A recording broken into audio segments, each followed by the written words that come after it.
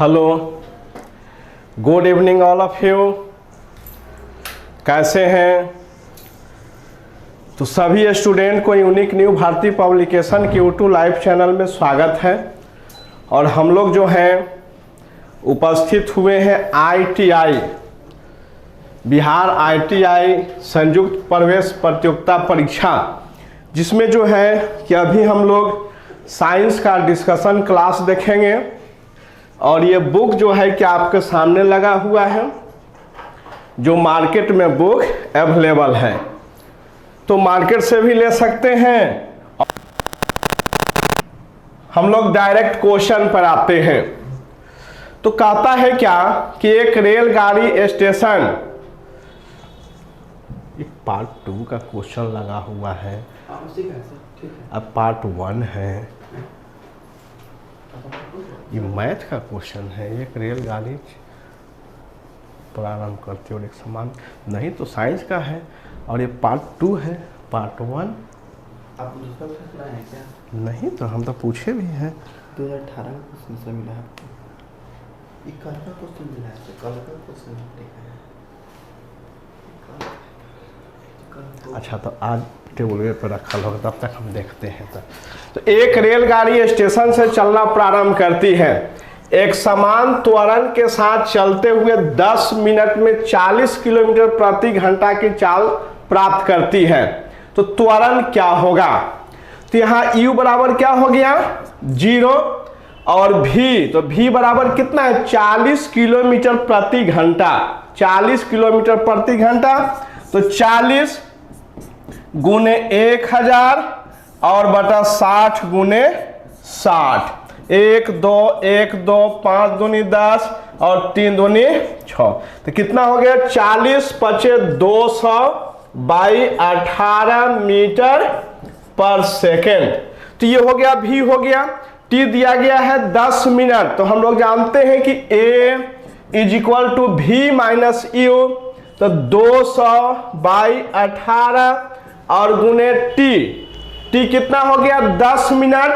तो 10 गुने 60। इस तरह से 1 2 1 2 और ये 2 तिहाई 6। तो कितना हो गया? 1 बाई 18 तिहाई 54 मीटर पर सेकेंड स्क्वायर। तो कौन सा इसमें हो जाएगा आंसर? तो ऑप्शन नंबर सी।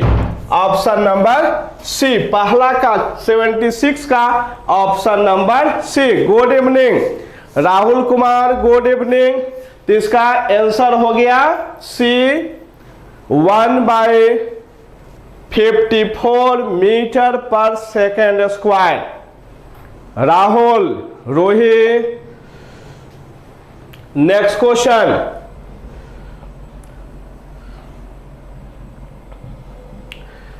ठंडे प्रदेशों में जल के पाइप कभी कभी फट जाता है। बिल्कुल रोहित, 76 का ऑप्शन नंबर सी। 76 का सी। तो कहता है कि ठंडे प्रदेशों में जल के पाइप कभी कभी फट जाता है। तो हम लोग जानते हैं कि जल जब जम जाता है, जमता है, तो जमने के बाद इसका आयतन बढ़ जाता है। जब जल जमता है तो इसका आयतन बढ़ जाता है।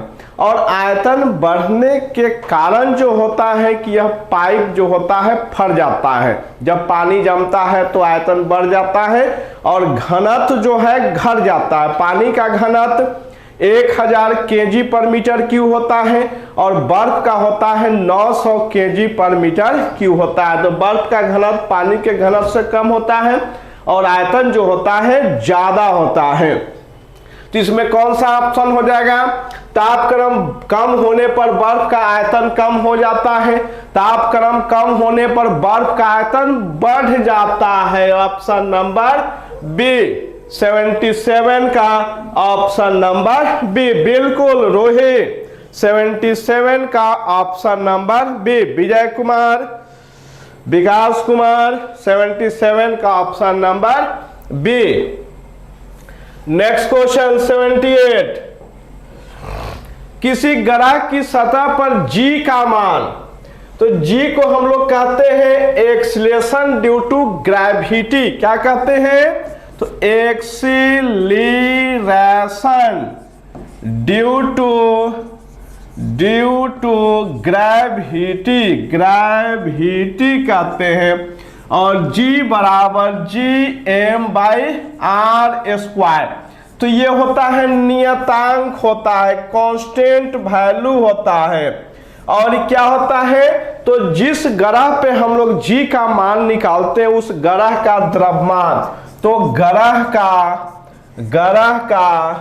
द्रव्यमान। और ये R क्या होता है, तो ग्रह की त्रिज्या होता है, ग्रह की त्रिज्या। तो कहता है किसी ग्रह की सतह पर G का मान निर्भर करता है, तो केवल द्रव्यमान पर, केवल ग्रह की त्रिज्या पर, द्रव्यमान एवं त्रिज्या दोनों पर। 78 का ऑप्शन नंबर सी बिल्कुल सही है रूही। Good evening Arun Kumar. तो 78 का ऑप्शन नंबर क्या हो जाएगा, सी हो जाएगा। क्योंकि जो होता है कि एक्सेशन ड्यू टू ग्रेविटी जो है ग्रह के द्रव्यमान और ग्रह की त्रिज्या दोनों पर जो है कि यह निर्भर करता है। नेक्स्ट क्वेश्चन, न्यूनतम संभव ताप जिसको हम लोग परम शून्य ताप के नाम से जानते हैं। तो परम शून्य ताप कितना होता है, परम शून्य ताप कितना होता है, तो -273 डिग्री सेल्सियस ताप को परम शून्य ताप के नाम से जानते हैं। Vikas Kumar, Sonu Yadav 79, Manish Sharma good night, Sonu Yadav good evening. तो न्यूनतम संभव ताप जिसको हम लोग परम शून्य ताप एब्सोल्यूट टेम्परेचर कहते हैं, और एब्सोल्यूट टेम्परेचर का वैल्यू कितना होता है, तो -273 डिग्री सी होता है रूही, -273 डिग्री सी होता है। Option number A, option number A. 1 kilogram की वस्तु की गतिज ऊर्जा 1 जूल होगी तब उसकी चाल। तो हम लोग जानते हैं कि E के बराबर ½ mv² होता है। तो E के क्या बता रहा है, 1 जूल, और बराबर 1/2 और 1 गुने v²। अब 2 को इधर करेंगे तो 2 बराबर v² और v बराबर √2 आ गया, यानी 1.414 मीटर पर सेकेंड। कितना आंसर आ जाएगा रोही?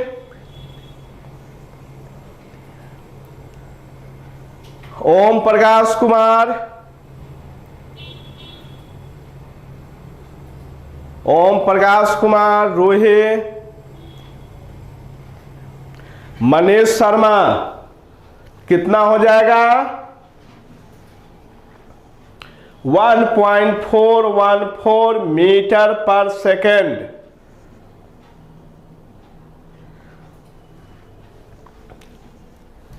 नेक्स्ट क्वेश्चन, स्कर्वी रोग होता है। Question number 81, question number 81, scurvy बीमारी किसके कारण होता है? प्रभात कुमार, रोहे, स्कर्वी बीमारी। तो स्कर्वी बीमारी, क्वेश्चन नंबर 81, स्कर्वी बीमारी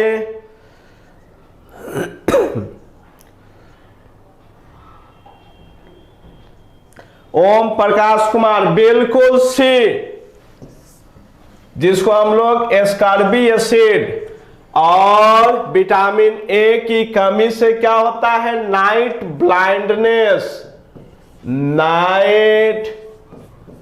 ब्लाइंडनेस। और डी की कमी से क्या होता है? रिकेट्स।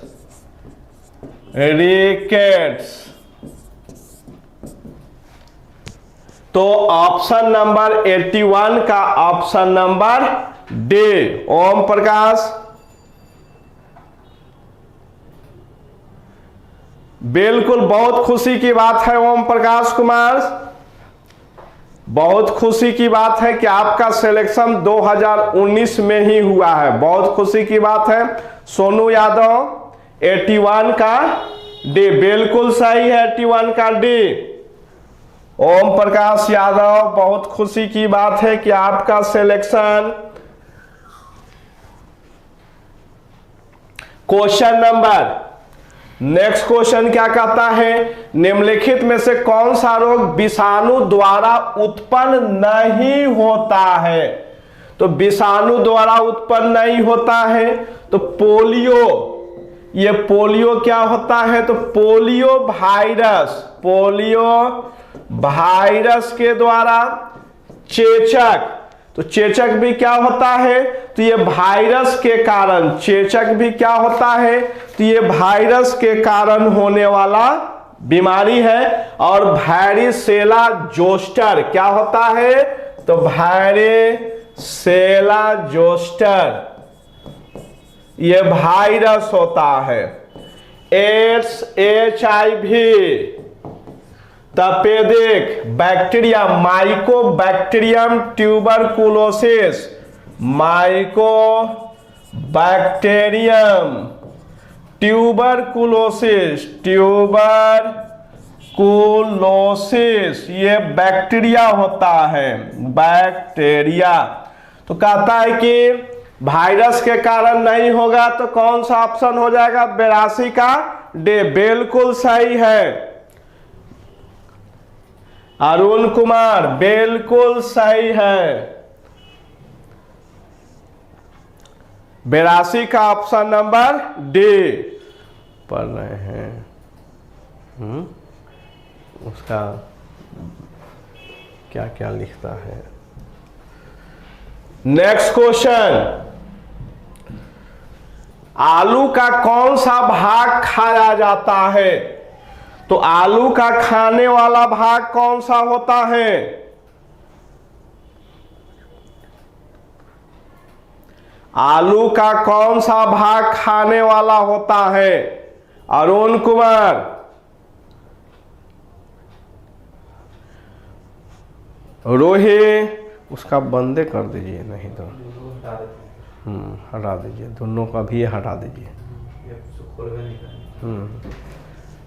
सुमन, तो ये आलू का खाने वाला भाग क्या होता है, तो तना होता है। आलू क्या होता है, तना होता है। Jamshed Khan, option number A. Next question,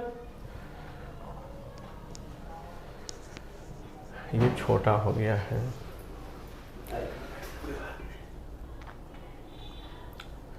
मानव शरीर में भोजन का पाचन क्या कहता है, कि मानव शरीर में भोजन का पाचन निम्नलिखित में से किस अंग से शुरू होता है। तो यहां हम लोग जानते हैं कि भोजन का पाचन जो है कि माउथ से स्टार्ट होता है। कहां से स्टार्ट होता है, तो माउथ से, मुख से स्टार्ट होता है। और मुख में कार्बोहाइड्रेट का पाचन होता है। कार्बोहाइड्रेट में कौन सा, तो स्टार्च का पाचन। स्टार्च का पाचन किसके द्वारा, तो एमाइलेज या टाइलिन के द्वारा होता है कार्बोहाइड्रेट का पाचन। अमाशय में कार्बोहाइड्रेट और तथा प्रोटीन का पाचन होता है। और छोटी आंत में संपूर्ण पाचन होता है। बड़ी आंत में पचे हुए भोजन में वर्तमान जो जल होता है उस जल को अवशोषित किया जाता है। बड़ी आंत में भोजन का पाचन नहीं होता है, भोजन का पाचन नहीं होता है। तो ऑप्शन नंबर 84 का ए, राहुल कुमार 84 का ऑप्शन नंबर ए।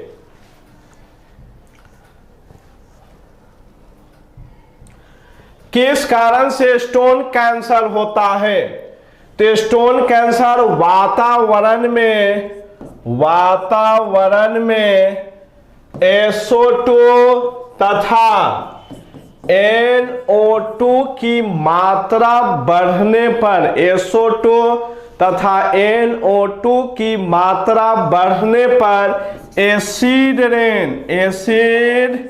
रेन होता है, जिससे जो है कि मकान स्टोन से बना हुआ, मार्बल से बना हुआ मकान नष्ट हो जाता है। जैसे हम लोग सुने होंगे कि आगरा का ताजमहल जो है कि एसिड रेन के कारण जो है कि उसका चमक खराब हो गया है।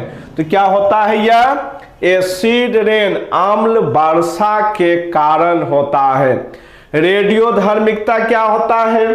तो रेडियोधर्मिकता किसी भी परमाणु का नाभिक में वर्तमान प्रोटॉन और न्यूट्रॉन जिसका नाभिकीय बल कमजोर होता है, तो नाभिकीय बल कमजोर होने के कारण परमाणु का नाभिक स्वतः विखंडित होते रहता है और विखंडित होकर एक प्रकार का किरण उत्पन्न करता है। तो इस क्रिया को रेडियो सक्रियता कहते हैं और रेडियोधर्मिकता।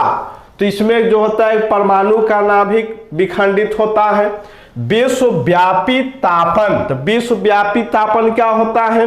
तो अर्थ का तापमान बढ़ना। तो हम लोग जानते हैं कि अर्थ पे CO2 का सांद्रण बढ़ने से जो होता है कि अर्थ का तापमान बढ़ता है, जिसको हम लोग कहते हैं ग्लोबल वार्मिंग कहते हैं। तो इसका 85 का ऑप्शन नंबर ए हो जाता है। निम्न में से कौन सा एक वास्तविक मछली है? तो जेलीफिश एउरेलिया को जेलीफिश कहते हैं। ये फॉल्स फिश, झूठा मछली होता है। या सिलेंटेटा या नाइडेरिया समूह का जंतु होता है। स्टारफिश या झूठा मछली, ये भी जो है कि झूठा मछली है। और यह इचिनोडर्मेटा समूह का जंतु है।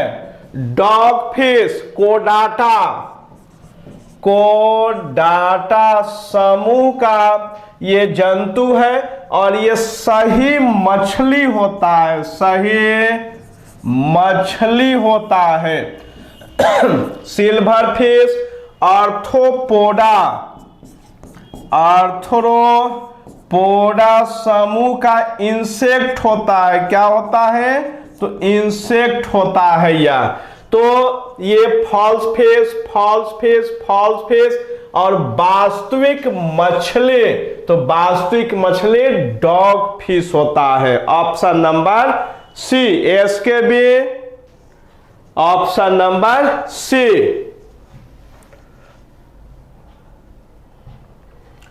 जब कोई कार विराम से अचानक चल पड़ती है, उसमें बैठे सवार पीछे की तरफ झुक जाता है। तो पीछे की ओर झुकना, तो ये गति के प्रथम नियम के अनुसार होता है, क्योंकि हम लोग जानते हैं कि जब कोई भी वस्तु स्थिर अवस्था में होता है तो वह हमेशा स्थिर अवस्था में रहना चाहता है, और जब गति की अवस्था में रहता है तो हमेशा गति की अवस्था बनाए रखना चाहता है, जब तक कि कोई उस पर बाहरी असंतुलित बल कार्य ना करे। तो ये गति का प्रथम नियम। द्वितीय नियम क्या कहता है कि संवेग में परिवर्तन की दर लगाए गए बल के बराबर होता है। तीसरा नियम क्या कहता है कि प्रत्येक क्रिया के बराबर और विपरीत प्रतिक्रिया होता है, जिसका ऑप्शन नंबर ए। समुद्र के जल में औसतन लवण की मात्रा, तो 1 केजी जल में 35 ग्राम, 1 किलो जल में 35 ग्राम नमक पाया जाता है। तो 100 ग्राम में कितना हो जाएगा? तो 35/1000 और गुने 100 बराबर 3.5%। तो ये ऑप्शन नंबर 88 का सी। 88 का ऑप्शन नंबर राहुल कुमार, 88 का option number C. Shyamji Singh, Shyamji Singh 88 का option number C. Rahul Kumar. Next question, परमाणु के एक मौलिक कण प्रोटॉन की खोज किसने किए थे? तो Chadwick neutron, J Thomson electron, Rutherford proton, और न्यूटन ने गति का नियम।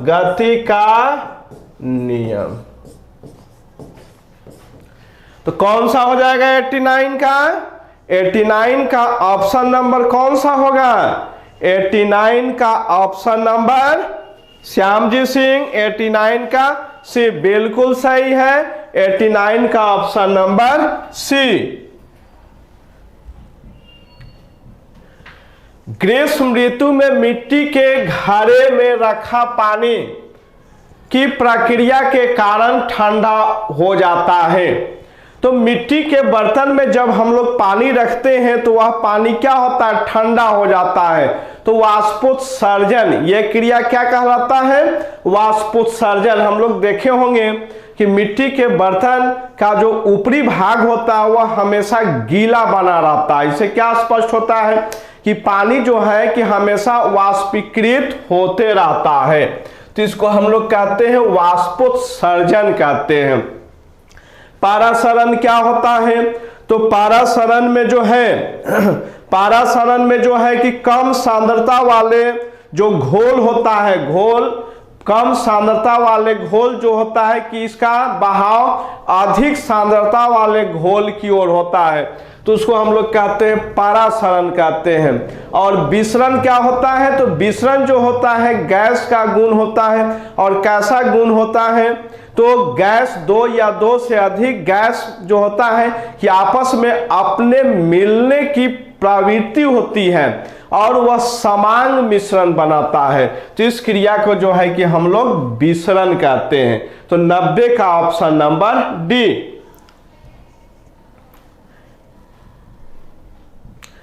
निम्नलिखित वैज्ञानिकों में से किसने उत्प्लावन के नियमों की खोज की थी? तो उत्प्लावन के नियम का खोज कौन सा वैज्ञानिक ने किए थे? तो आर्किमेडीज ने किए थे। न्यूटन ने गति का नियम दिए, थॉमस एडिसन ने बल्ब का आविष्कार किए, जॉन डाल्टन ने परमाणु सिद्धांत दिए थे। जॉन डाल्टन ने परमाणु सिद्धांत दिए थे। निम्न में से कौन सी धातु विद्युत का सर्वोत्तम सुचालक होता है? तो ये 1 नंबर में तांबा, 2 नंबर में ये आ गया, 3 नंबर में, और टंगस्टन जो होता है बल्ब का फिलामेंट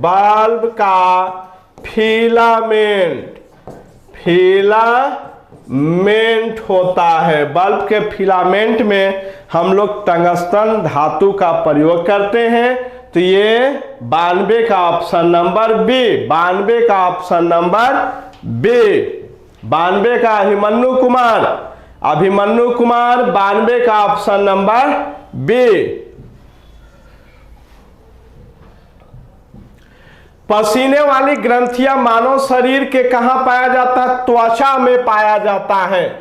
अग्नाशय से इंसुलिन का स्राव होता है, यकृत से बाइल का फॉर्मेशन होता है, और गुर्दा ब्रिक में छनने की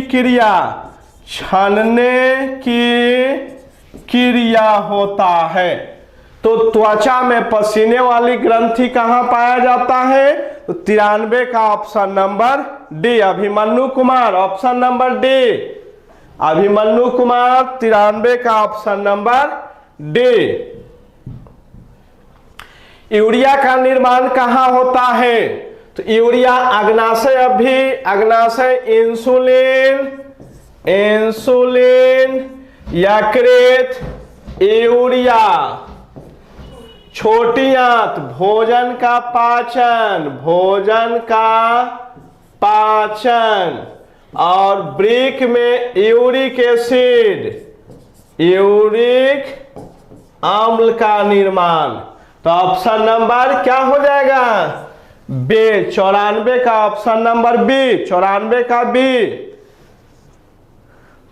कृष्णा कुमार, राहुल कुमार, श्यामजी सिंह, 94 का ऑप्शन नंबर बी, 94 का ऑप्शन नंबर बी, 94 का बी, श्यामजी सिंह, श्यामजी सिंह, 94 का option number B. Next question, Mendel ने मटर के पौधे को चुना क्योंकि वे आसानी से उपलब्ध था, सस्ता था, उनमें विषम दिखने वाले गुण अधिक थे। अभिमन्यु कुमार, तो 95 का ऑप्शन नंबर डी। इसमें जो है कि परिवर्तन विषम का गुण जो है कि अधिक देखने को मिलता था। प्रकाश संश्लेषण की प्रक्रिया में पौधा किस ऊर्जा का उपयोग करता है? तो सौर ऊर्जा या प्रकाशीय ऊर्जा, प्रकाशीय ऊर्जा का उपयोग करता है। और सौर ऊर्जा का परिवर्तन, सौर ऊर्जा का परिवर्तन रासायनिक ऊर्जा में होता है, रासायनिक ऊर्जा में होता है, रासायनिक ऊर्जा में होता है। तो 96 का ऑप्शन नंबर क्या हो गया? सी। 97, निम्नलिखित में से कौन से विलय का पीएच मान न्यूनतम होगा? तो रक्त का 7.4, शुद्ध जल का 7, डिटर्जेंट का लगभग 11 और ये 2.4। तो कौन सा इसमें ऑप्शन सही हो जाएगा? कौन सा ऑप्शन सही? तो ये option number D, option number D.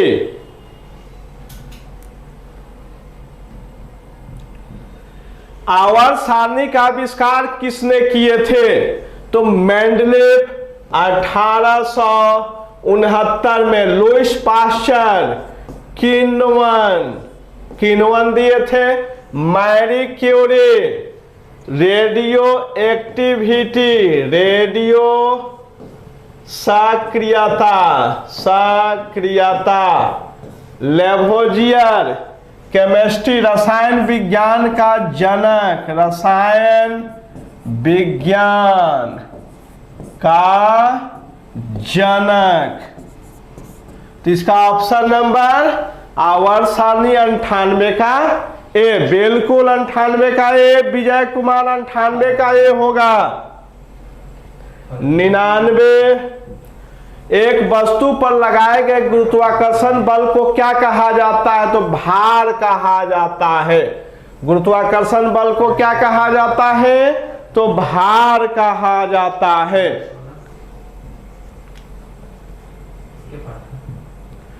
0 degree Celsius कितने डिग्री फ़ारेनहाइट?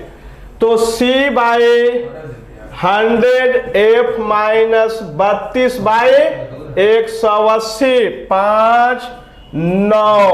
तो ये 0 डिग्री है, तो 0 में क्या हो जाएगा? यह तो 0। अब क्या हो जाएगा यहाँ? तो ये 0 बराबर F माइनस 32, तो F बराबर 32 degree Fahrenheit, option number D. Option number D बिल्कुल सही है। और इसी के साथ ही साइंस का क्वेश्चन खत्म हुआ। हम लोग जो है कि कल पुनः अगले सेट के साथ मिलेंगे। Okay bye.